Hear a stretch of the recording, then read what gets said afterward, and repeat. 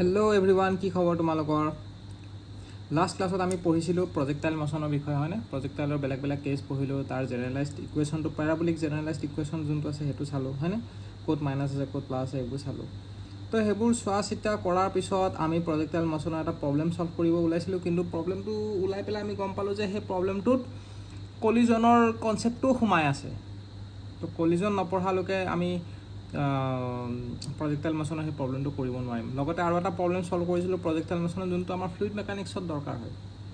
যেনেকৈ সেই পানীটো মই কৈছিলোঁ ন, পানীটো এটা হাইটৰ পৰা পৰি থাকে, কিমান দূৰলৈ পানীটো ছিটিকি গৈছে, সেইটো ফ্লুইড মেকানিক্সৰ প্ৰব্লেম হয়। সেইটো তাতো আহে প্ৰজেক্টাইল মোশ্যন। সেইটো ইউটি R=UT, জেনেৰেলি ৰেঞ্জটোৱে ওলাব দিয়ে R=UT ফৰ্মুলাটো ইউজ কৰা যায়। তো সেইখিনি আমি লাষ্ট ক্লাছত পঢ়িছিলোঁ, তোমালোকে যোনখিনি ভিডিঅ'খিনি নাই চোৱা চাই ল'বা। এতিয়া আমি পঢ়িম ফ্ৰিকশ্যন। আজি ফ্ৰিকশ্যনটো পঢ়িম, তাৰ লগতে আৰু এটা পঢ়িম কলিজনটো। কলিজনটো পঢ়িলেহে আমি সেই কলিজনৰ সেই প্ৰব্লেমটো আমি ছল্ভ কৰিব পাৰিম। কলিজন প্লাছ কোনটো কৈছিলোঁ, কলিজন প্লাছ প্ৰজেক্টাইল মোশ্যনৰ প্ৰব্লেমটো। তো ফ্ৰিকশ্যনটো মই ইয়াৰ পৰা কৈ গৈছোঁ। ফ্ৰিকশ্যন কি হয়? ফ্ৰিকশ্যন তিনিটা টাইপৰ ফ্ৰিকশ্যন আছে। এটা হ'ল ষ্টেটিক ফ্ৰিকশ্যন। ষ্টেটিক ফ্ৰিকশ্যন মানে কি হয়? বডিটো যেতিয়া ৰেষ্টত থাকিব, ৰেষ্টত থাকোঁতে যোনটো ফ্ৰিকশ্যন হয় সেইটোক কয় ষ্টেটিক ফ্ৰিকশ্যন। কাইনেটিক ফ্ৰিকশ্যন কি হয়? কাইনেটিক ফ্ৰিকশ্যনটো হ'ল যেতিয়া বডিটো মোশ্যনত থাকিব, তেতিয়া হ'ব এইটো কাইনেটিক ফ্ৰিকশ্যন। এতিয়া তোমালোকে ভাবিব পাৰে এই লিমিটিং ফ্ৰিকশ্যন কি হয়? লিমিটিং ফ্ৰিকশ্যন মানে কি? ছাপ'জ মই তোমালোকে ইয়াতে দেখাই দিছোঁ, চোৱা, এইটো এটা অবজেক্ট হয়নে? এই অবজেক্টটো এতিয়া বৰ্তমান ৰেষ্টত আছে, আৰু নেক্সট তেতিয়াহ'লে ইয়াতে কি আছে? Static friction.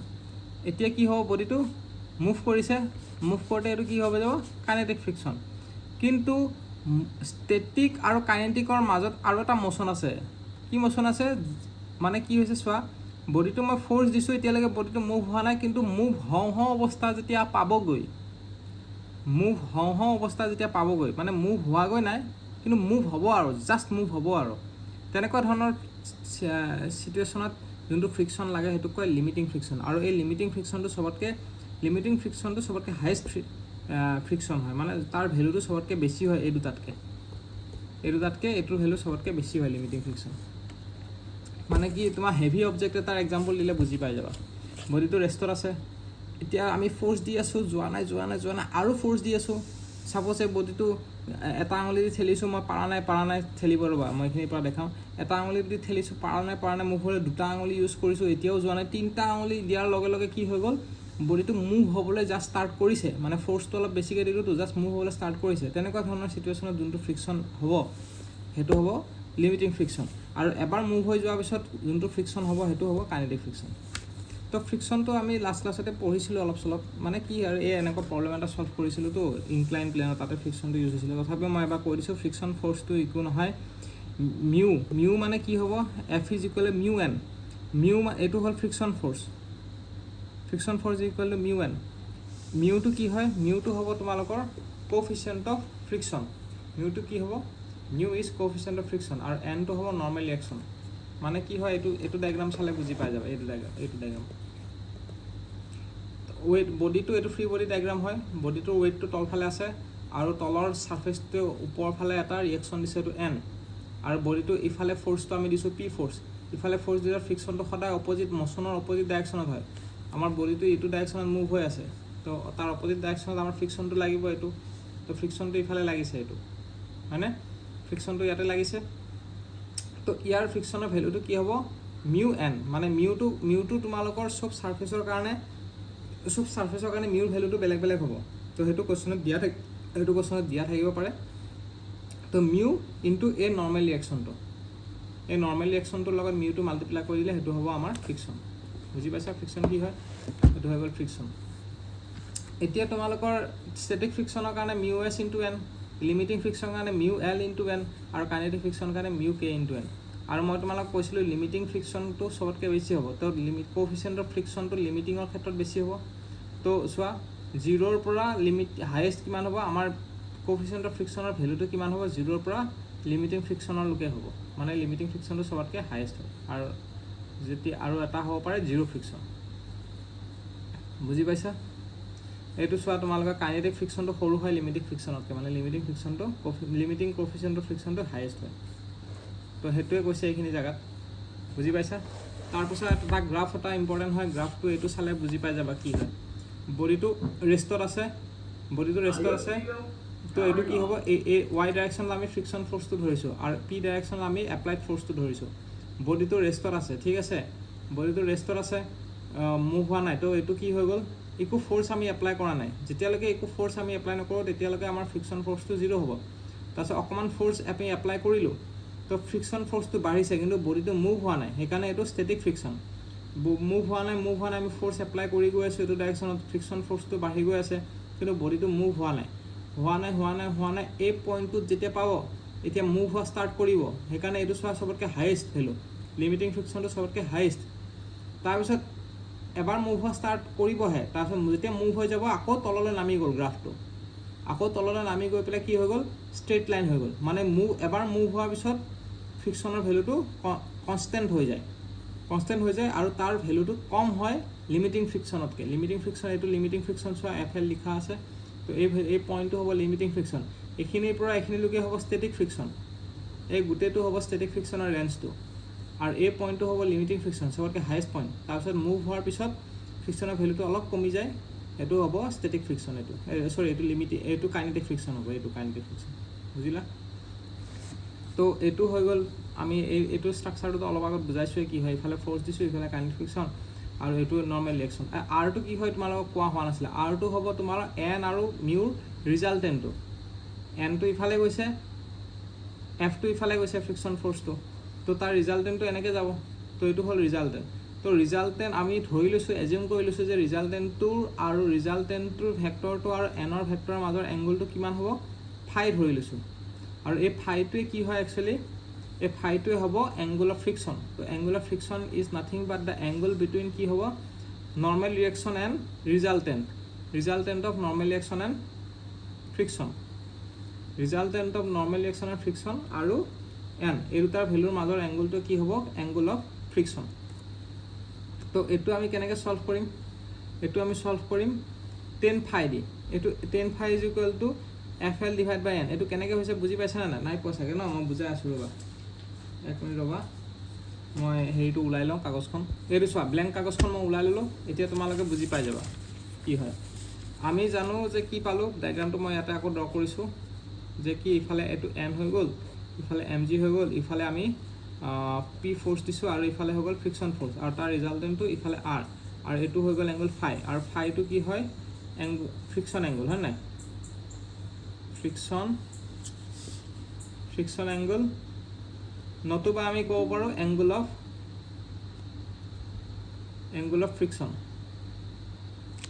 ফ্ৰিকশ্যন বুলি আমি ক'ব পাৰোঁ নতুবা ফ্ৰিকশ্যন এংগল বুলিও ক'ব পাৰোঁ যিকোনো ক্ষেত্ৰত এতিয়া আমি পাইছিলোঁ 10 ফাই ইজ ইকুৱেল টু কি পাইছিলোঁ FL ডিভাইড বাই এন এইটো হৈছে কেনেকৈ এইটো চাই লোৱা এইটো আহিল ক'ৰ পৰা এইটো মুখস্থ কৰিব নালাগে নিজে গম পাবা চোৱা এইটো হৈ গ'ল ফাই তো এইটো আমি এটা ক্ল'জ ট্ৰায়াংগল বুলি ধৰি লওঁ ক্ল'জ ট্ৰায়াংগল ধৰি ল'লে আমাৰ এই ভেলুটো হ'ব এন এই ভেলুটো হ'ব আৰ এই ভেলুটো কিমান হ'ব এই হৰাইজণ্টেল ভেলুটো এই ভেলুটো এইটোৰ লগত এইটো পেৰেল হৈ আছে নাই তো এই ভেক্টৰটোৱে আমি মানে এই যোনটো ভেক্টৰ আছে আমি ভেক্টৰ শ্বিফটিঙৰ এটা নিয়ম আছে দেই ভেক্টৰ শ্বিফ্ট কৰিব পাৰি তো ভেক্টৰ শ্বিফটিং নিয়মৰ মতে আমি কি কৰিছোঁ এই ভেক্টৰটো আমি ওপৰত আনিছোঁ শ্বিফ্ট কৰি দিছোঁ মানে শ্বিফ্ট কৰি পেলাই এইটো F2 ইয়াতে লৈ আহিছোঁ ভেক্টৰ শ্বিফটিং তো এইটো আমাৰ ক্ল'জ ট্ৰায়াংগল হৈ গ'ল এনেকুৱা হৈ গ'ল এইটো N হৈ গ'ল এইটো N এইটো হৈ গ'ল আমাৰ R আৰু এইটো কি হৈ গ'ল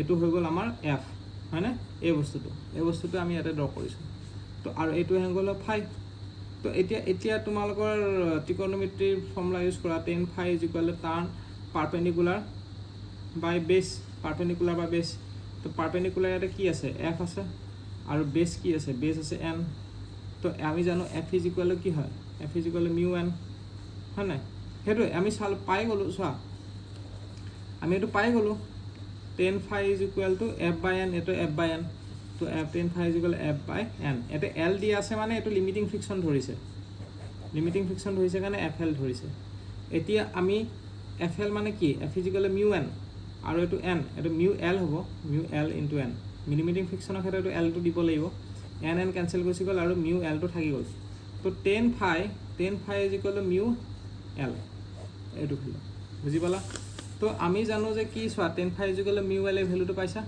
তো এটা কথা আমি গম পালোঁ ইয়াতে কি গম পালোঁ এই ভেলুটো tan phi equal mu L আৰু টেনটো ইফালে লৈ গ'লে phi equal tan inverse mu L হয়নে তো এই বস্তুটো ভেলিড কেতিয়া হ'ব valid for both limiting case আমি এটা লিমিটিং কেছটো লৈছোঁ limiting case and kinetic case also' valid for sliding motion মানে এই বস্তুটো এতিয়া পেৰেল প্লেনতহে আছে এনেকৈ যদি ইনক্লাইন প্লেনত যদি স্লাইডিং মোশ্যনত থাকিলে হয় তেতিয়াও ভেলিড হ'লে হয় এই কেছটো কিন্তু লিমিটিং কেছ আৰু কাইনেটিক কেছৰ ক্ষেত্ৰতে ভেলিড হয় আমাৰ ষ্টেটিক কেছৰ কাৰণে এইটো ভেলিড নহয় ইয়াতে তুমি ষ্টেটিক ফ্ৰিকশ্যনটো ল'ব নোৱাৰা ষ্টেটিক কেছটোৰ কাৰণে কিয় ভেলিড নহয় কাৰণ ষ্টেটিকটো এটা ফিক্স ভেলু নহয় ষ্টেটিকটো ইয়াৰ পৰা ইয়ালৈকে গৈছে ফিক্স ভেলু নাই ষ্টেটিকটো দেখিছা নাই ইয়াৰ পৰা ইয়ালৈকে গৈছে এটা ফিক্স ভেলু থাকিলে আমি এইটো ল'ব পাৰিলোঁ হয় কিন্তু ফিক্স ভেলু নাই ইয়াৰ পৰা ইয়ালৈকে গৈছে কিন্তু লিমিটিংটো এটা ফিক্স চবতকৈ হাইষ্ট পইণ্টটো লিমিট আৰু কাইনেটিকটোও ফিক্স এটা কনষ্টেণ্ট হয় তো সেইকাৰণে লিমিটিং আৰু কাইনেটিং কেছৰ ক্ষেত্ৰত আমি কি কৰিছোঁ আমাৰ এইটো এংগুল অফ ফ্ৰিকশ্যনৰ এই ভেলুটো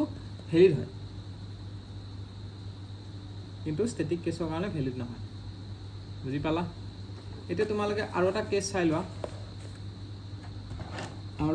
লোৱা সেইটো হ'ল তোমালোকৰ এংগুল অফ ৰিপ'জ তো এংগুল অফ ৰিপ'জটো কি হয় এংগুল অফ ৰিপ'জটো তোমালোকৰ ইনক্লাইন প্লেনৰ ক্ষেত্ৰতে হ'ব the inclination of the plane at which the body starts মানে কি হয় মানে বডিটো চোৱা এনেকৈ এংগুল অফ ৰিপ'জটো মই তোমাক প্ৰেক্টিকেলি বুজাই দিছোঁ চোৱা এখন কীবৰ্ড ৰ'বা দেই 1 মিনিট এতিয়া চোৱা এংগুল অফ ৰিপ'জ কি হয় চাই লোৱা এইটো চোৱা এইটো তোমাৰ কীবৰ্ডটো মই এটা কাম কৰোঁ অফ কৰি লওঁ ৰ'বা দেই এতিয়া চোৱা এতিয়া বডিটো এনেকৈ আছে হয়নে বডিটো এনেকৈ আছে এটা সৰু বস্তু হ'লে দেখাব ভাল হ'লে হয় সৰু বস্তু তোমালোকক হ'ব মই এইটো হাতখনেদি দেখাই দিওঁ তেতিয়াহ'লে চোৱা এইটো হৈ গ'ল তোমাৰ ছাৰফেচ এইটো এনেকৈ আছে হয়নে মই অকণমান ইনক্লাইন কৰি দিছোঁ দেখিছানে কেমেৰাটো ইনক্লাইন এতিয়ালৈকে বডিটো মুভ হোৱা নাই কিমান ইনক্লিনেশ্যনত তোমাৰ বডিটো নিজে মুভ হোৱা ষ্টাৰ্ট কৰিব এতিয়ালৈকে মুভ হোৱা নাই তাৰপিছত এটা পইণ্টৰ পিছত বডিটো কি হৈ গ'ল নিজে মুভ হোৱা ষ্টাৰ্ট কৰিছে দেখিছা যেতিয়া যোনটো এংগুলত তোমাৰ বডিটো নিজে মুভ হোৱা ষ্টাৰ্ট কৰিব সেই এংগুলটোকে কি বুলি কয় এংগুল অফ ৰিপ'জ বুলি কয় মানে কি হয় the inclination of the plane at which the body slide মানে কিমান ইনক্লিনেশ্যনত মানে বডিটো শ্লাইড হোৱা ষ্টাৰ্ট কৰিব সেইটো হ'ব এংগুল অফ ৰিপ'জ তো এইটো বডিটো ইফালে শ্লাইড হৈ গৈ আছে এইটোতো ভাঙিবলৈ মই আগৰ পৰা শিকাই দিছিলোঁ আগৰ ভিডিঅ'ত এতিয়া মই নিশিকাওঁ আৰু একচুৱেলি মোৰ ভিডিঅ'টো কোনে কাৰ কাৰণে ইম্পৰ্টেণ্ট হয় মই কৈ দিছোঁ যোনে ইঞ্জিনিয়াৰিং মেকানিক্সটো অলপ হ'লেও জানে অলপ হ'লেও কলেজত পঢ়িছে অলপ হ'লেও কনচেপ্ট ক্লিয়াৰ আছে সিহঁতৰ কাৰণে মোৰ ভিডিঅ'টো ইম্পৰ্টেণ্ট যাৰ জিৰ' নলেজ আছে না সিহঁতৰ কাৰণে এইটো ভিডিঅ' তুমি চালে বুজি নাপাবা মোৰ ভিডিঅ'টো তেতিয়াহ'লে তোমাক এনেকুৱা ভিডিঅ' চাব লাগিব যোনে একদম পূৰা ভাঙি বস্তুবোৰ পূৰা বুজাইছে তোমালোকক মই এতিয়া বুজাব পাৰোঁ তেনেকৈ ভাঙি এটা কনচেপ্ট কিন্তু বহুত টাইম লাগি যাব মই মানে শ্বৰ্টত তোমালোকক গোটেই কনচেপ্টখিনি দিব বিচাৰিছোঁ আৰু যোনে মানে অলৰেডি তোমাৰ ইঞ্জিনিয়াৰিং মেকানিক্সৰ অভাৰঅল এটা নলেজ আছে কিন্তু পূৰা প্ৰপাৰ কনচেপ্টটো ক্লিয়াৰ হোৱা নাই সিহঁতৰ কাৰণে মোৰ গোটেইখিনি ভিডিঅ' ইম্পৰ্টেণ্ট হয় বুজিলা এতিয়া মই তোমালোকক এংগুল অফ ৰিপ'জটো তুমি বুজি পালা নাই এতিয়া এইখিনি মই তোমালোকক আগৰ ভিডিঅ'ত দেখাই দিছোঁ এতিয়া মই এইটো নেদেখাওঁ আৰু হা তো এইটো এংগুল এইটো যদি থিতা হয় এই এংগুলটো কিমান হ'ব এই এংগুলটো তোমালোকৰ থিতা হ'ব এইটো এংগুল থিতা হ'ব এই এংগুলটো হ'লে এইটো এংগুল থিতা হ'ব তো ইফালে এম জি চাইন থিতা হয় ইফালে এন হয় এইবিলাক কেনেকৈ হয় মই আগত দেখাইছিলোঁ ইফালে যিহেতু মুভ হৈ আছে আমাৰ ফিকশ্যনটো ইফালে হ'ব তো ফিজিকেলি মিউ এন হৈ গ'ল তো এংগুল অফ ৰিপ'জটো কোনটো হ'ব এইটো থিতা বুজি পাইছা এই থিতাটো কোনটো হ'ব এইটো থিতা হ'লে এইটো থিতা হ'ব এইটো থিতা হ'লে এইটো থিতা হ'ব আৰু আৰটো কি হয় ৰিজাল্টেণ্ট বিটুইন এন আৰু এফ এল সেয়া এংগুল অফ ফ্ৰিকশ্যনৰ ক্ষেত্ৰত একে এন আৰু এফ এলৰ লগত মাজৰ যোনটো ৰিজাল্টেণ্ট হয় সেইটো আৰ আৰু এইটো হৈ গ'ল তোমালোকৰ এংগুল থিতা বুলি ৰ'বা দেই চৰি মোৰ এটা বস্তু ভুল হ'ল এইটো এংগুল থিতা হয় এইটো এংগুল ফাই হয় বুজি পাইছা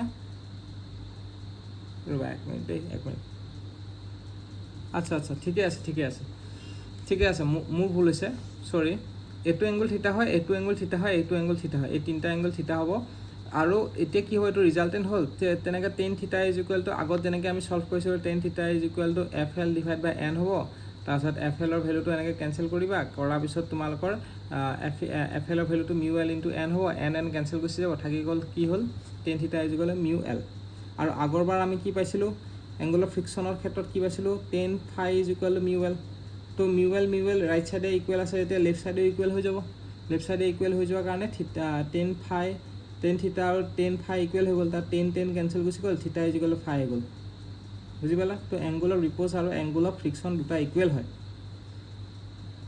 if there is no' applied force এইটো কেতিয়া ইকুৱেল হ'ব যেতিয়া এপ্লাইড ফ'ৰ্চ নাথাকে বুজি পালা এপ্লাইড ফ'ৰ্চ যেতিয়া নাথাকে তেতিয়াহে এই দুটা থিটা আৰু ফাই ইকুৱেল হ'ব থিটাটো আমি ধৰিছিলোঁ এংগুল অফ ৰিপ'জৰ ক্ষেত্ৰত ফাইটো ধৰিছিলোঁ এংগুল অফ ফ্ৰিকশ্যনৰ ক্ষেত্ৰত এইটো আমি এংগুল অফ ফ্ৰিকশ্যনৰ ক্ষেত্ৰত পাইছিলোঁ এইটো আমি পাইছোঁ এংগুল অফ ৰিপ'জৰ ক্ষেত্ৰত ক্লিয়াৰ হৈছে তোমালোকৰ যেতিয়া এপ্লাইড ফ'ৰ্চ নাথাকে তেতিয়াহে এতিয়া এইটো ভিডিঅ'ত মই তোমালোকৰ কলিজনটো পঢ়াম বুলি ভাবিছিলোঁ কিন্তু অলৰেডি 15 মিনিট হৈ গ'ল ভিডিঅ'টো তো এইটো ভিডিঅ'ত নকৰাওঁ দিয়া নেক্সট ভিডিঅ'ত আমি কলিজনটো কৰাম